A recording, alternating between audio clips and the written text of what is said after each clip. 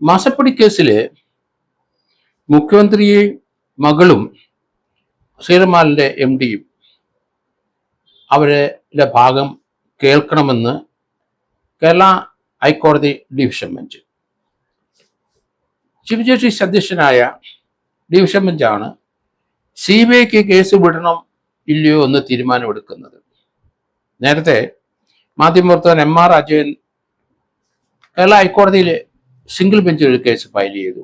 മാസപ്പടി കേസിൽ CBI അന്വേഷണം വേണമെന്ന്.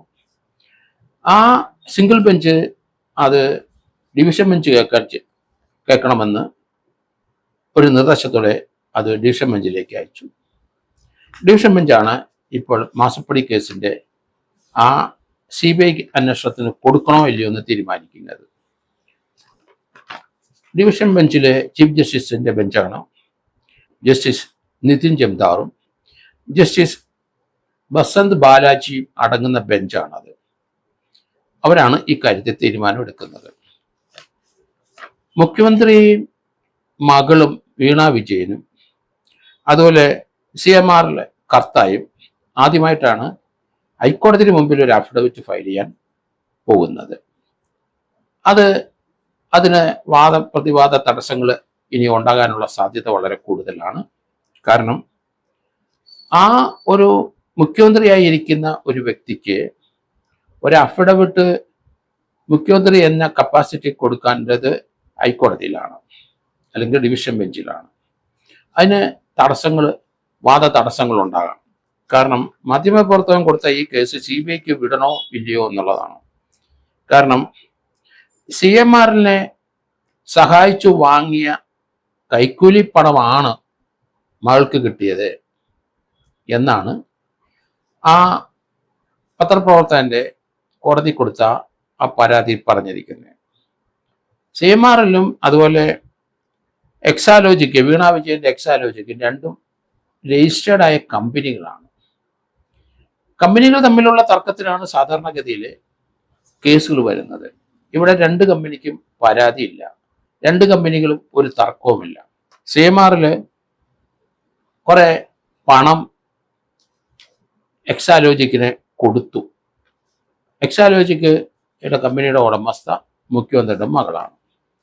മുഖ്യമന്ത്രിയുടെ അടുത്ത് ഏതെങ്കിലും കാര്യസ്ഥാപനത്തിന് ഏതെങ്കിലും കാര്യത്തിന് മുഖ്യമന്ത്രി സഹായിക്കാൻ വേണ്ടിയിട്ടാണോ മകൾക്ക് പണം കൊടുത്തത് എന്നൊരു ആരോപണം ഇപ്പൊ ഇല്ല. അത് ഇതുവരെ വന്നിട്ടില്ല. പക്ഷെ മുഖ്യമന്ത്രി എന്ന ഫേവർ വാങ്ങിച്ച ആ കൈക്കൂലി പണം മകളുടെ അക്കൗണ്ടിൽ വന്നെന്നുള്ളതാണ് MR അജയനെ കോടതിയിൽ ഇപ്പോൾ പറഞ്ഞിരിക്കുന്നത്. ഇതിനകത്ത് ചില സാങ്കേതിക തടസ്സങ്ങളൊക്കെ പറഞ്ഞിട്ടുണ്ട്. ഇന്ത്യൻ സെറ്റിൽമെന്റ് ബോർഡിന്റെ ഉത്തരവിൽ പരാമർശിക്കുന്നവരെ പട്ടിക ഹാജരാക്കാനാണ് ഹൈക്കോടതി ഡിവിഷൻ ബെഞ്ച് ഇപ്പം പറഞ്ഞിരിക്കുന്നത്. എന്നാൽ ഇത് സമർപ്പിക്കുന്നത് ആദായനികുതി വകുപ്പാണ്, തങ്ങളല്ല. കേന്ദ്ര സർക്കാരിന്റെ ആദായനികുതി വകുപ്പ് വേണം ഇത് സമർപ്പിക്കാൻ എന്ന് ആണ് ഇന്ത്യൻ സെറ്റിൽമെന്റ് ബോർഡിന്റെ അവരോട് പറഞ്ഞപ്പം അവര് കോടതി മുമ്പാകെ സെൻട്രൽ ഗവൺമെന്റ് വക്കീൽ മുഖേന പറഞ്ഞിരിക്കുന്നത്.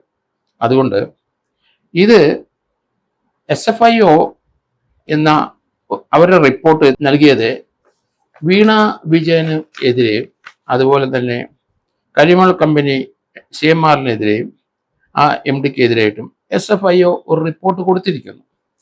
ആ റിപ്പോർട്ട് എൻ്റെ വിവരങ്ങൾ വേണമെന്നാണ് ഇപ്പോൾ ഹൈക്കോടതി പറഞ്ഞിരിക്കുന്നത്. അതിനകത്ത് ചില സാങ്കേതിക കാര്യങ്ങളും തടസ്സങ്ങളും ഇപ്പം കേന്ദ്ര ഗവൺമെന്റിന്റെ തന്നെ ഭാഗത്ത് നിന്ന് വന്നിരിക്കുന്നത്. ഞങ്ങളെ കേൾക്കാതെയാണ് SFIO ഒരു റിപ്പോർട്ട് എറണാകുളം അഡീഷണൽ സെഷൻസ് കോടതി കൊടുത്തത് എന്ന് ഒരു ആക്ഷേപം അതിനകത്ത് CMRലും വീണ വിജയനും കൊടുത്തിട്ടുണ്ട്.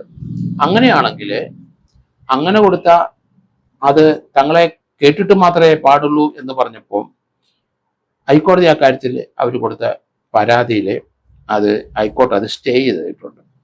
SFIOയുടെ ആ റിപ്പോർട്ട് ആ അഡീഷണൽ സെഷൻസ് കോടതി സമർപ്പിച്ചത് തങ്ങളെ കേൾക്കാതെയാണ്, തങ്ങളോട് ചോദിക്കാതെയാണ്.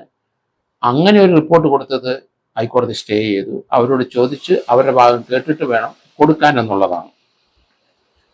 അതുകൊണ്ട് ഇപ്പം വന്നിരിക്കുന്നത് കമ്പനികൾ തമ്മിൽ ഇതിനകത്തൊരു തർക്കമില്ല.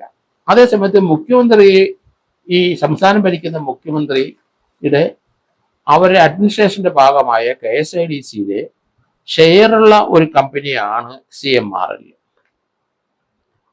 അപ്പൊ മുഖ്യമന്ത്രി അഫിഡവിറ്റ് കൊടുക്കേണ്ടി വരുമോ എന്നുള്ള കാര്യം സംശയമുണ്ട്. അക്കാര്യത്തിൽ മകൾക്ക് കൊടുക്കാം, മുഖ്യമന്ത്രിക്ക് കൊടുക്കാം. അദ്ദേഹം സംസ്ഥാന മുഖ്യമന്ത്രിയാണ്. സംസ്ഥാനത്തിന് ഷെയറുള്ള ഒരു കമ്പനിയായ KSIDC, ആ KSIDCക്ക് CMRL ഒരു 15% എന്തോ ഷെയർ ഉണ്ടെന്ന് പറയുന്നു. എങ്കിലും ലീഗലായിട്ടുള്ള ഒരു ക്ലാരിറ്റി ഇതിലൊക്കെ വേണ്ടി വരും. അതുകൊണ്ടാണ് ഞാൻ പറയുന്നത്, ഇതിനകത്ത് ഈ CMRLും എക്സാലോജിക്കും തമ്മിൽ എഗ്രിമെന്റ് ഉണ്ടെങ്കിലും ഇല്ലെങ്കിലും, എക്സാലോജിക്ക് ഒരു സേവനവും അങ്ങോട്ട് നടത്തിയില്ലെങ്കിലും CMRL പണം കൊടുക്കുന്നതിന് തടസ്സമില്ല. പക്ഷെ ഇന്ന് വരെ മുഖ്യമന്ത്രിയിൽ ഒരു ഫേവർ കിട്ടിയ കൈക്കൂലിയാണ് മകൾക്ക് വീണാ വിജയന് ലഭിച്ചെന്നുള്ളൊരു ആക്ഷേപമോ ഒരു പരാതിയോ നിലവിലില്ല. പക്ഷെ പത്രപ്രവർത്തകനായ അജയൻ അത് പറയുന്നുണ്ട്. അങ്ങനെയാണ് ഇതെന്ന് പറഞ്ഞാൽ അദ്ദേഹം തെളിവ് ഹാജരാക്കേണ്ടി വരും ഹൈക്കോടതിയിൽ. കാരണം ഇത് CBIക്ക് കൊടുക്കണോ ഇല്ലയോ എന്ന് ഡിവിഷൻ ബെഞ്ച് ഇനി തീരുമാനം എടുക്കുമ്പോൾ ഇങ്ങനെയുള്ള പല പ്രശ്നങ്ങൾ, നിയമപ്രശ്നങ്ങൾ അതിൻ്റെ അത് കയറി വരും. അപ്പോൾ അതിനൊക്കെ മറുപടി കൊടുക്കേണ്ടി വരും. അത് ഗവൺമെന്റും അത് തന്നെ CMRLും അത് എക്സാലോജിക്കും അത്.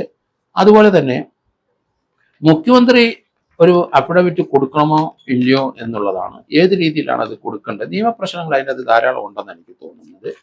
പൊതുവെ CMRL പണം എക്സാലോജിന് കൊടുത്താൽ അതിനകത്തൊരു ഒഫൻസ് ഉണ്ടെന്ന് എനിക്ക് തോന്നുന്നില്ല. അത് ഞാൻ നേരത്തെ മുതൽ പറയുന്നതിന്റെ കാരണം, കമ്പനി തമ്മിലുള്ള ഡിസ്പ്യൂട്ടിലാണ് അത് ആ ഒരു ഇഷ്യൂ വരുന്നത്. പക്ഷെ ഇവിടുത്തെ രണ്ട് കമ്പനിയും അവർ തമ്മിൽ ഡിസ്പ്യൂട്ടില്ല, അവർ തമ്മിൽ തർക്കമില്ല.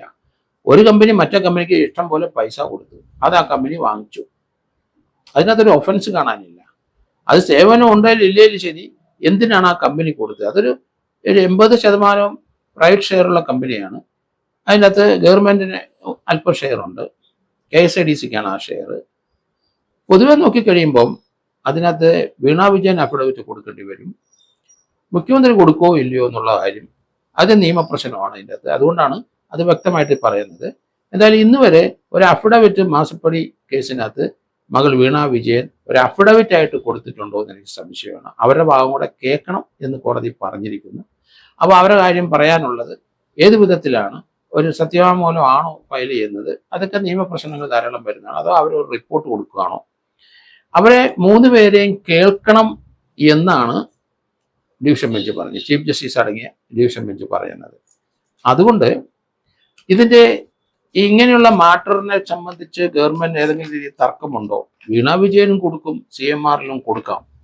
പക്ഷെ മുഖ്യമന്ത്രി കൊടുക്കാനോ ഇല്ലയോ എന്നുള്ള കാര്യം നിയമപ്രശ്നം അതിൻ്റെ അകത്തുണ്ട് എന്നാണ് എനിക്ക് തോന്നുന്നത്. ഇന്ത്യൻ സെറ്റിൽമെന്റ് ബോർഡിന്റെ ഉത്തരവിൽ പരാമർശിക്കുന്നവരെ പട്ടിക ഹാജരാക്കാണ് ഹൈക്കോടതി പറഞ്ഞത്. അപ്പൊ അതിനകത്ത് ഇവരല്ലാതെ മറ്റു പലരുടെയും പേരുകളുണ്ടാവും ആ ഇന്ത്യൻ സെറ്റിൽമെന്റ് ബോർഡിൽ. ആ പട്ടിക ഹാജരാക്കാൻ ഹൈക്കോടതി പറഞ്ഞിരിക്കുകയാണ് ഇന്ത്യൻ സെറ്റിൽമെന്റ് ബോർഡിന്. അവർ ഹൈക്കോടതി പറഞ്ഞിരിക്കുന്നത്, ഇത് ആദായ നികുതി വകുപ്പിലേക്കാണ് ഞങ്ങൾ കൊടുത്തിരിക്കുന്നത്, അവരാണ് ഇത് ഹാജരാക്കേണ്ടത് എന്നാണ് ഡിവിഷൻ ബെഞ്ച് മുമ്പാകെ ഇന്ത്യൻ സെറ്റിൽമെന്റ് ബോർഡിന്റെ അവരുടെ അഭ്യർത്ഥന, അല്ല അവരുടെ റിക്വസ്റ്റ്. അപ്പം നിയമപ്രശ്നങ്ങൾ പലതും ഇല്ലാത്ത വരാനുള്ള സാധ്യത വളരെ കൂടുതലാണ്. ഏതായാലും ഹൈക്കോടതി ഡിവിഷൻ ബെഞ്ചാണ് അത് പരിഗണിക്കുന്നത്. SFIയുടെ റിപ്പോർട്ട് നൽകിയിരിക്കുന്നത്, അതിനകത്ത് വീണാ വിജയനും അതുപോലെ CMRLും എക്സാലോജിക്കൊക്കെ ഡീറ്റെയിൽസ് ഉണ്ടെങ്കിലും മുഖ്യമന്ത്രിയെ പരാമർശിക്കുന്ന ഒന്നും അതിനകത്തില്ല.